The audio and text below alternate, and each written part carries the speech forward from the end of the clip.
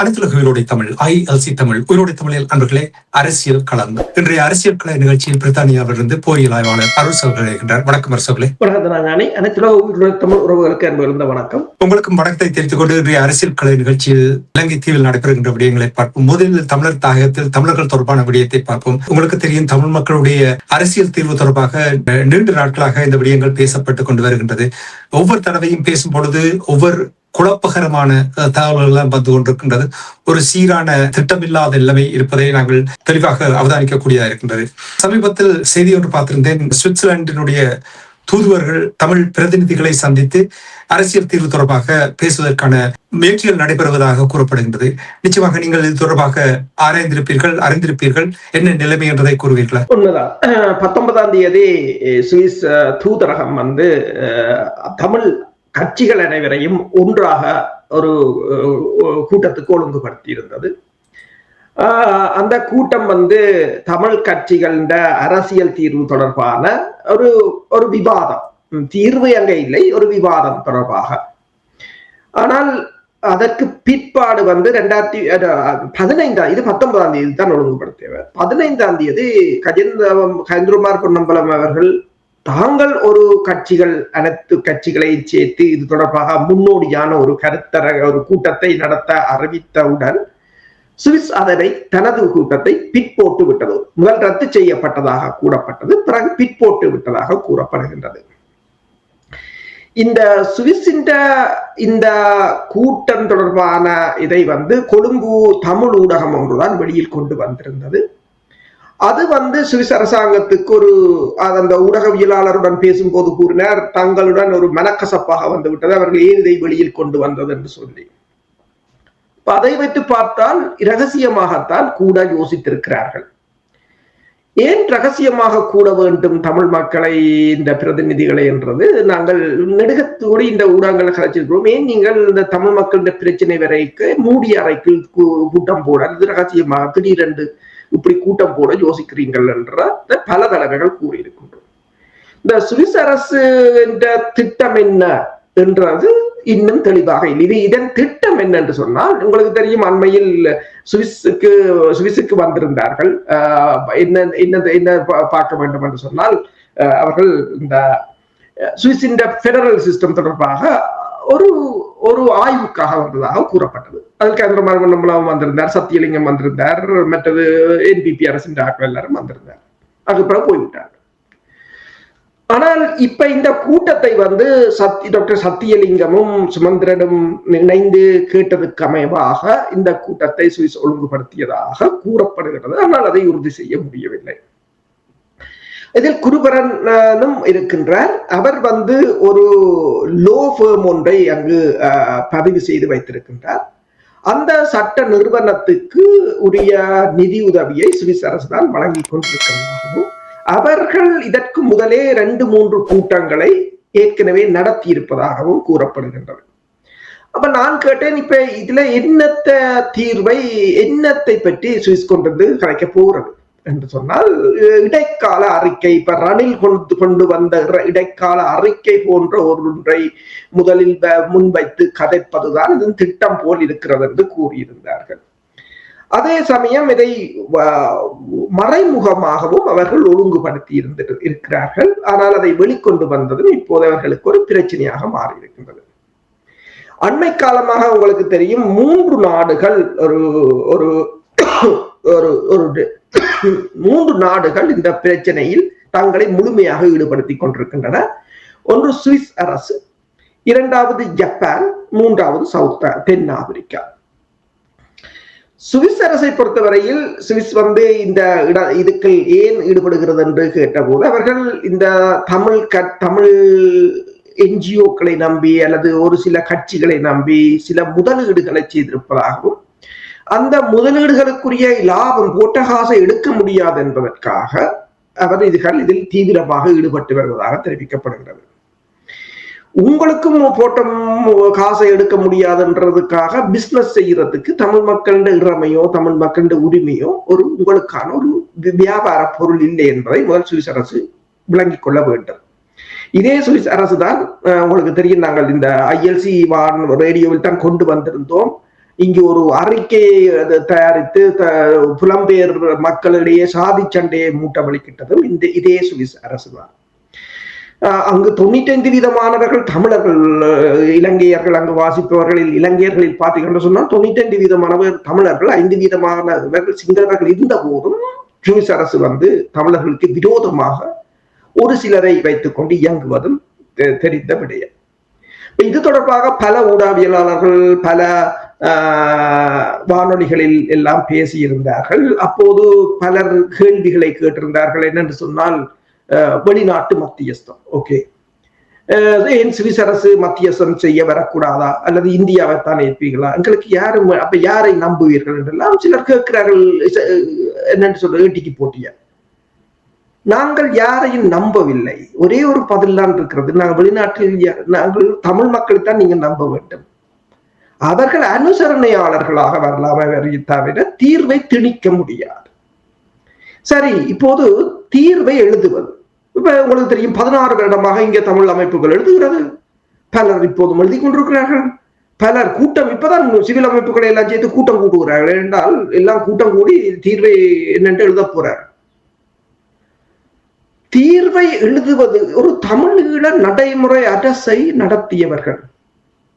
என்ன தீர்வென்று, என்ன உங்களுக்கு தீர்வென்று யோசிச்சுத்தான் போராட்டத்தையே ஆரம்பிச்ச. நீங்க போராட்டத்தை ஆரம்பிச்சு விட்டு யாரும் தீர்வை தேடுவதில்லை.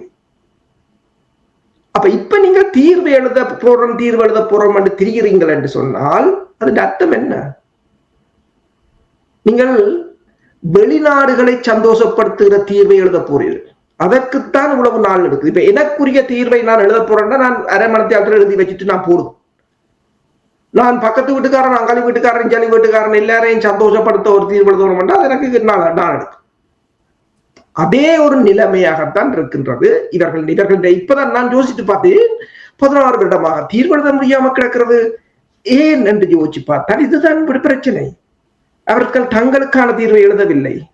இந்த உலகத்தில் உள்ள நாடுகளுக்கான எல்லாரையும் சந்தோஷப்படுத்துறதுக்கு ஒரு தீர்வை எழுத வேண்டும் என்றால் இவ்வாறான ஒரு தீர்வைத்தான் இவ்வளவு நாள் எடுக்கும். எழுதாமையும் அது முற்றுப்பெறாமலும் போகும்.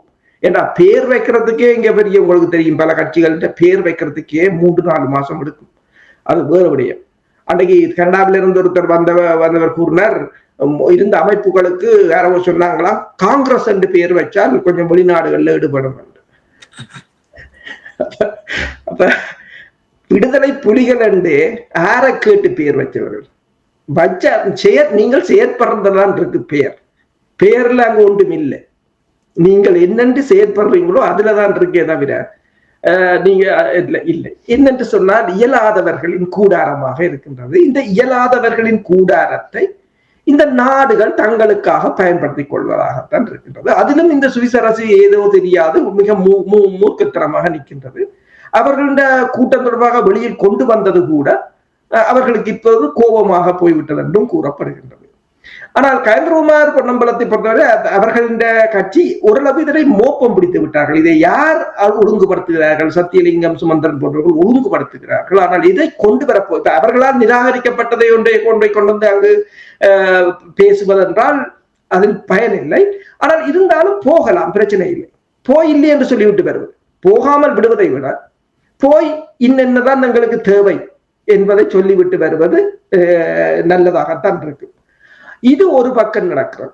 அடுத்த பக்கம் நீங்கள் பார்த்தீர்கள் என்றால் இந்த சுவிஸும் ஜப்பானும் தென்னாப்பிரிக்காவும் இணைந்து இந்த டிஆர்சி என்று சொல்றது. டிஆர்சி என்று சொன்னால் இந்த உண்மைகளும் நல்லிணக்கத்துக்குமான ஒரு அமைப்பு என்று சொல்லி உங்களுக்கு தெரியும். கிட்டத்தட்ட 10-15 வருஷத்துக்கு முதல் உருவாகி தென்னாப்பிரிக்காவுக்கு எல்லாம் போய் பார்த்து அதை திருப்பி தூக்குவதற்கு இப்போதான முயற்சிகள் நடைபெறுவதாக கூறப்படுகிறது. அதுக்கான ஒரு பில்லை எழுதியவர் பேராசிரியர் சாவித்ரி குணரட்னா என்று சொல்லி கொழும்பு பல்கலைக்கழகத்தில் இருக்கிறவர். அவர் எந்த விதமாக ஒரு வரைவை எழுதி கொடுத்திருந்தார். அதுவும் ஒரு சிங்கள பெண் தான் எழுதியிருக்கிறார் போல் தெரிகிறது. தமிழர்களுக்கு என்ன எழுதுறாலும் வேற யாக்கெல்லாம் எழுதி கொடுக்கணும். அதுல சிலதை எடுத்துத்தான் இந்த OMB அலுவலகம் என்ற ஒன்றை திறந்திருந்தார்கள். அது ஒரு சின்ன கருத்து. இப்போது இதனை மீண்டும் அதை எடுப்பதற்கான முயற்சி அதை கொண்டு வந்தால் ஓரளவு இந்த வெளிநாடுகளின் அழுத்தங்களை குறைத்து இலங்கைக்கான ஒரு முன்னேற்றத்தை ஏற்படுத்தலாம் என்பதில் ஜப்பான் மும்முரமாக நிற்பதாகவும் அதற்கு சுவிஸும் சவுத் ஆப்பிரிக்காவும் அனுசரணை வழங்குவதாகவும் கூறப்படுகின்றது. இதை ஜப்பானை சேர்ந்த ஒரு பெண், அவர் ஒரு உயர்கல்வி கற்றுக் கொண்டிருக்கின்றார். அவர்தான் இந்த தகவலை ஊடகங்களுக்கு கசிய விட்டது. அது அவருக்கு பிரச்சனையாகவும் இருக்கலாம். ஆனால் இவ்வாறான ஒரு நடவடிக்கைகள் இடம்பெறுகின்றது. திரைமறைவில் 2 விடயங்கள் ஓடிக்கொண்டிருக்கிறது. ஒன்று, சுவிஸ் அரசு தனியாக ஒன்றை மேற்கொள்ள முற்பட்டுக் கொண்டிருக்கின்றது. அதே நேரம் இந்த 3 நாடுகளும் இணைந்தும் ஒரு செயல் திட்டம் ஒன்றை முன்னெடுக்க முற்பட்டுக் கொண்டிருக்கிறார்கள். 2 விடயங்கள் உங்களிடமிருந்து தெளிவுறுவதற்காக இந்த கேள்வி. அதாவது நீங்கள் கூறினீர்கள் இந்த சுவிட்சர்லாந்தினுடைய முயற்சி தொடர்பாக இதற்கு முதல் 2-3 தடவைகள் அவர்கள் சந்தித்திருக்கிறார்கள் என்று சொன்னால் அந்த 2-3 தடவைகள் என்ன பேசினார்கள் என்று அறியக்கூடியதாக இருந்ததா? அதுதான் இப்ப 19ஆம் தேதி நடக்கிற கூட்டம் தொடர்பாகவே இதை கொண்டு வந்ததுக்கு பெரிய சுவிஸ் அரசு பெரிய எதிர்ப்புகளை தெரிவித்திருக்கின்றது. அதை இரகசியமாக அதை நடத்தி இருக்க வேண்டும் என்று. அதே போலதான் இதை வேண்டும் என்று சொன்னால் இதில் கூடுதலாக ஈடுபட்டவர் குமாரவேல் குருபரன் அவர்கள். அவர் ஒரு சட்ட நிறுவனத்தை நான் நினைக்கிறேன் நடத்தி கொண்டிருக்கின்றார். அவர்தான் இந்த 2-3 கூட்டங்களை சுவிசுடன் இணைந்து செய்ததாக கூறப்படுகின்றது. அதுக்கு அப்பால் சுவிஸ் அரசு சில தமிழ் கட்சிகள், நான் முன்னர் கூறியது போல, சுவிட்சர்லாந்துக்கு அழைத்திருந்தது பெடரல் சிஸ்டம் தொடர்பாக பேசுவதற்கு. ஆனால் அதை கொண்டு வர போகிறார்களா, அதை கொண்டு வர போகிறார்களா என்னென்று தெரியவில்லை. ஆனால் உண்மையில் இந்த கூட்டத்தை போய் பார்த்தால் தான் தெரிந்திருக்கும். போய் பார்த்தாலும் வெளிப்படையாக எல்லோரும் போறவர்கள் வெளிப்படைத்தன்மையாக இருந்தால் அதனை இவர்கள் என்ன முயற்சி என்பதை வெளிக்கொண்டிருக்கலாம். எந்த கூட்டத்தையும் நாங்கள் புறக்கணிக்கவில்லை. இதில் கயந்திரமார் அணி அதை புறக்கணிக்கவில்லை. அவர்கள் அதற்கு முதல் தாங்கள் ஒரு கூட்டத்தை கூட்டியதாகவும், ஆனால் அந்த கூட்டத்துக்கு தமிழரசு கட்சி தாங்கள் போக மாட்டோம் என்று சொன்னதாகவும், அந்த கூட்டத்தால் தான் இதை இவர்கள் ஒத்து போட்டி போட்டதாகவும் கூறப்படுகிறது. அப்ப இந்த சுவிஸ் அரசு கூட்டத்துக்கு யாரும் போக மாட்டோம் என்று சொல்லவில்லை. அவர்களாகத்தான் தங்கள் இந்த நிகழ்ச்சி நிரல் வெளியில் தெரிய வந்து விட்டதோ ஏதோ ஒரு காரணத்துக்காக அவர்கள் பின் போட்டிருக்கிறார்கள். அதுதான் காரணம். நிகழ்ச்சி நிரல் தெரிய வந்தபடியால் அந்த காய் நகர்த்துகளை சரியாக நகர்த்த வேண்டும் என்பதற்காக இதை பிற்போடப்பட்டிருக்கிறார் என்ற விடயங்களைத்தான் நான் கூட அறிந்திருந்தேன். இது தொடர்பாக அந்த ஊடகவியலாளர் என்னோட பேசும்போது கூறினார், இப்படி தங்களோட ஊடகம் இதை வெளியில் கொண்டு வந்தது அவர்களுக்கு கோபமாக இருக்கலாம். அப்ப நான் சொன்னேன், நீங்க நல்ல வேலையை தான் செய்திருக்கிறீர்கள். நீங்கள் அதை கொண்டு வந்தவுடன் இவர்கள் ஓடுகிறார்கள் என்று சொன்னால் ஏதோ ஒரு தீய நோக்கத்தோடு வருகிறார்கள் என்று அர்த்தமாக இருக்கலாம் சில சமயங்களில். அப்ப நீங்கள் செய்தது ஒன்றும் ஒருபோதும் தவறாக இல்லை. ஏன்னா ஊடகத்தின் பணி என்ன? இப்படியான நீங்கள் வெளியில் கொண்டு வர உண்மையை சொல்ல வேண்டும், அதை மக்களிடம் விட்டு விட வேண்டும். அதான் உண்மை. அந்த வேலையை செய்யவில்லை என்றால் ஊடகமாக செயல்படுவதில் எந்த ஒரு பிரயோசனம் இல்லை. இப்ப நீங்கள் குருபரன் தொடர்பாக கூறும்பொழுது நான் அறிந்த விடயமும் கூட வார்த்தை நான் கேள்விப்பட்டேன். அதாவது இந்த கூட்டத்தை நடத்துவதற்கு முன்னதாக ஒரு சிலரை புறக்கணிக்க வேண்டும், சரியான தருணம் பார்த்துக் கொண்டிருப்பதனால் இது பிற்போடப்பட்டிருப்பது என்று சொல்லி குளறுபடிகளை ஏற்படுத்துவர்கள் இருக்கிறார்கள் தானே எங்கள் தமிழ் தரப்பில். அதாவது நான் அடிக்கடி கூறுவேன், வேறு எல்லோரையுமே நாங்கள் குறை கூறுவோம், ஆனால் எங்களிடம் தான் அந்த குறைபாடு இருக்கின்ற என்பதை நாங்கள் எப்பொழுது புரிந்து கொள்ளுகிறோமோ அப்பொழுதுதான் நாங்கள் சரியான பாதையில் பயணிக்கலாம் என்பதை நான் அடிக்கடி கூறுவேன். இப்ப நீங்கள் இந்த TRC தொடர்பாக ட்ரூத் அண்ட் ரெகன்சிலியேஷன் கமிஷன் என்று நம்புகிறேன், OMP அலுவலகம், ஆபீஸ் ஃபார் மிஸ்ஸிங் பர்சன்ஸ், இதை உருவாக்கியவர்கள் காணாமலாக்கப்பட்டவர்கள் தங்களுடைய முறைப்பாடுகளை செய்வதற்காக உருவாக்கப்பட்ட அலுவலகம். அந்த அலுவலகத்துக்கு முறைப்பாடு செய்பவர்களை புலனாய்வாளர்கள் தொடர்ந்து வற்புறுத்தி கொண்டு வந்திருந்தார்கள். அதனால்தான் மக்கள் அங்கே போவதை விட்டார்கள் என்பதை இந்த நேரத்தில் கூறிக்கொண்டு, நீங்கள் இந்த அரசை தொடர்பாக நீங்கள் கூறும்பொழுது இப்ப நீங்கள் கூறுகள் விரோதமாக செயல்படுகிறார்கள் என்று கூறும்பொழுது ஏன் அவ்வாறு கூறுகிறீர்கள்? இல்ல, ஒரு வெளிப்படைத்தன்மை இருக்க வேண்டும். நீங்கள் எதை என்றாலும் வெளிப்படைத்தன்மையாக, டிரான்ஸ்பரன்சி என்றெல்லாம் 10க்கு பாக்கி வந்தபடி நீங்கள் கதைக்கிறீர்கள். மனித உரிமை மீறல்கள், மனிதாபிமானம் என்றெல்லாம் பேசுகிறீர்கள். நீங்கள் வெளிப்படையாக பேசுங்கள். தமிழ் மக்களை கொண்டு போய் உங்கள் நலனுக்காக தமிழ் மக்களை கொண்டு போய் விற்காதீர்கள். இப்ப அந்த சுவிட்சர்லாந்தில் இடம்பெற்ற கூட்டத்தின் பின்பு கூட சத்தியலிங்கம் ஒன்றைத்தான் கூறிவிட்டு வந்தாராம். இது வந்த நாங்கள் ஓகே பெடரல் சிஸ்டம் தொடர்பாக சொன்னார்கள். ஆனால் நாங்கள் பிளேனில் இறக்கிய மறந்துட்டால் இந்த எம்பிபி கட்சி இதை மறந்துட்டு தான் நாங்கள் இதுக்கு போய் ஒன்றும் செய்யலாது. அதை அவர்கள் மறக்கிறார்கள் என்றால் அதற்குரிய காரணம் யார்? இந்த அனைத்துலக சமூகம் தான். இப்ப அனைத்துலக சமூகத்தை பொறுத்தவரையில் அவர்கள் எங்கள் மீது தமிழ் மக்கள் மீது ஏற்படுத்துகின்ற அழுத்தத்தையே போல ஒரு அழுத்தத்தை இலங்கை அரசு மீது அவர்கள் போடுவதில்லை. இப்ப இலங்கை அரசு மீது அவர்கள் அழுத்தத்தை போட்டால் இதையும் செய்யக்கூடிய இருக்கும். உதாரணமாக இந்தியாவை பார்க்கலாம். தான் கொண்டு வந்த திட்டத்தையே 35 வருஷமா நிறைவேற்றலாம நிற்கிறார். ஆனால் சொல்லுகிறார்கள் தாங்கள் பிராந்திய வல்லரசு என்று சொல்லி. அப்ப அவர்கள் கூட ஏதோ பாரபட்சமாக தான் நடக்கிறார்கள். அப்ப இந்த நாடுகள் அனைத்துமே அவ்வாறான ஒரு நிகழ்ச்சி நிரலின் அடிப்படையில் தான் செயற்படுகிறது என்பது என்றால் அவர்கள் அதை செய்து முடிக்கும் வரையிலும் நாங்கள் அவ்வாறுதான் சிந்திக்க முடியும். உண்மை. அதாவது அடிக்கடி நாங்கள் இங்கே கூறியிருக்கின்றோம், வெளிப்படையாக மக்கள் மத்தியில் இந்த விடயங்களை நாங்கள் முன்வைக்கும் பொழுதுதான் மக்களுக்கும் என்ன நடக்கின்றது தெரியும். இதற்கு முதல் நாங்கள் இன்னொரு நிகழ்ச்சியில் உரையாடி இருந்தோம். பிரித்தானியாவில் அரசியல் தீர்வு தொடர்பாக வரைபொன்று எழுதுவதற்கான முயற்சிகள் எடுக்கின்ற விடயங்களை நீங்கள் ஏற்கனவே கூறியிருந்தீர்கள். அப்படி இங்கே ஒவ்வொரு கோணத்திலிருந்தும் இப்படி செய்யும் பொழுது எப்படி இதை ஒன்றாக கொண்டு வர முடியும்? எனக்கு அது புரிந்து கொள்ள முடியாமல் இருக்கின்றது. இதற்காகத்தான் நாங்கள் கூறியிருந்தோம், இந்த அரசியல் கலக்காமல் புத்திஜீவிகள் கொண்ட ஒரு குழு ஒன்று இந்த திட்டத்தை உருவாக்கி அதனூடாக பயணிப்பதுதான் சிறப்பு. இல்லை என்று சொன்னால் ஒவ்வொருவரும் தங்களுக்கு பிடித்த விதத்தில் சில காரியங்களை நடத்தி பொழுது இது எந்த விதத்திலும் ஒரு ஆரோக்கியமான ஒரு விடயமாக தமிழர் தரப்பில் நான் பார்க்கவில்லை. உண்மையாக ஒரு பின்னடைவாகத்தான் நான் இதை பார்க்கிறேன். சரி, இந்த விடயங்கள் அப்படி நாங்கள் தொடர்ந்து மேலதிக தகவல்கள் வரும் பொழுது நாங்கள் எங்களுடைய உறவுகளுக்கு எடுத்து வரலாம். எனவே நான் கடந்த வாரம் உங்களோடு உரையாடும் பொழுது சிறுவன் சிவா அவர்கள் இந்தியாவுக்கு பயணத்தை மேற்கொண்டிருந்தார். நாங்கள் அப்பொழுது கூறியிருந்தோம், இந்தியாவை ஒரு பரம விரோதிகளாக பார்த்த ஜேவிபி அணியினர் என்று பலர் கூறியதை நான் கேட்டிருக்கின்றேன். அவர்கள் இந்தியாவுக்கு சென்று கூட்டங்கள் நடத்தி இருக்கிறார்கள். சிறுவன் சிவா அவர்களுடைய இந்த பயணத்தின் போது என்ன அங்கே நடந்தது என்ற விடயங்களை கூறுவீர்கள்? அவர் உங்களுக்கு போன முறை நாங்கள் பேசியிருந்தோம், இந்த மில்கோ நிறுவனத்துக்கு தொடர்பாக இந்தியா பால் உற்பத்தி நிறுவனங்களுடன் அமுல் பால் உற்பத்தி நிறுவனத்தை போய் பார்த்ததாகவும் அதற்கு முன்னர் ஏற்படுத்தப்பட்ட உடன்பாட்டை எதிர்த்தவர்கள் மீண்டும் தாங்கள் அந்த உடன்பாட்டுக்கு போக முற்பட்டதாகவும் கதைத்திருந்தோம். இப்போது அவர் கேரளாவுக்கு சென்று கேரளாவின் முதலமைச்சரை சந்தித்திருக்கின்றார். முதலமைச்சரை சந்தித்து இலங்கையின் சுற்றுலாத்துறையை மேம்படுத்துவது, மற்றது இலங்கைக்கும் கேரளாவுக்கும் இடையிலான கலாச்சாரத்தை மேம்படுத்துவது தொடர்பாக பேசியதாக கூறப்படுகிறது. அது மட்டுமல்லாது இந்த விக்ரம் சரபாய் என்று சொல்கின்ற ஸ்பேஸ் சென்டர்,